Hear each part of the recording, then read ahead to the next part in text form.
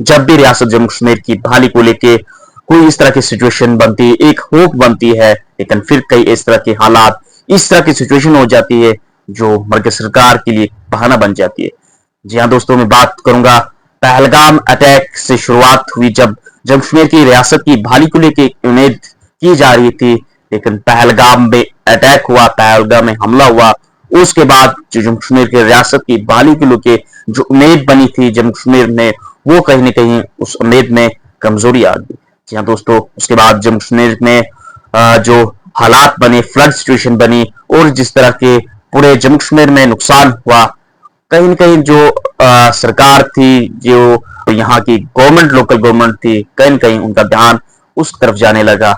और उसके बाद मैं आपको बताऊं, सुप्रीम कोर्ट ने जम्मू कश्मीर की बहाली को लेके जो हियरिंग है, नेक्स्ट हियरिंग 10 अक्टूबर को इसकी हियरिंग रखी है, लेकिन सुप्रीम कोर्ट ने यह भी कहा कि ग्राउंड सिचुएशन और पहलगाम जैसे अटैक्स को ये भी जो है नजरअंदाज नहीं किया जा सकता है।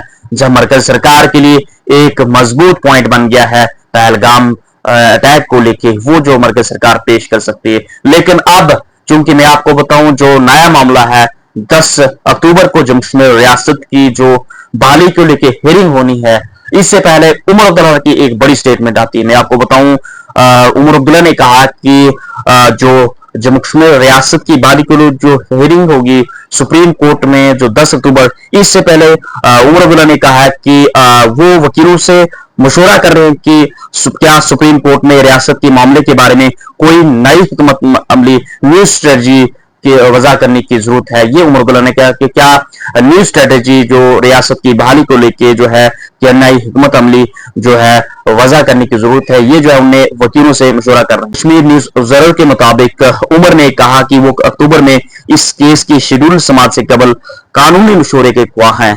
उन्होंने कहा कि हम रियासत के लिए अपनी लड़ाई जारी रखेंगे। मैं वकीला से मशवरा कर रहा हूं क्योंकि यह मामला अक्टूबर में सुप्रीम कोर्ट के सामने समाप्त के लिए जो है पेश होगा।